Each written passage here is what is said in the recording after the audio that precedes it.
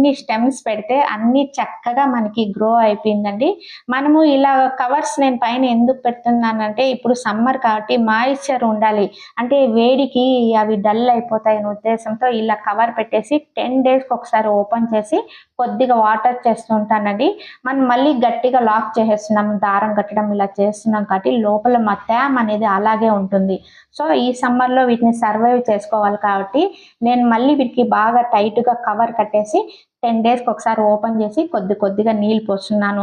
ఇప్పుడు మనకి ఆకులు వచ్చేసాయి కదా అని చెప్పి మనం రీపాట్ చేయకూడదండి. కనీసం అంటే 3 నెలలు ఇలాగే ఉంచేసి తర్వాత నేను రీపాట్ చేస్తాను.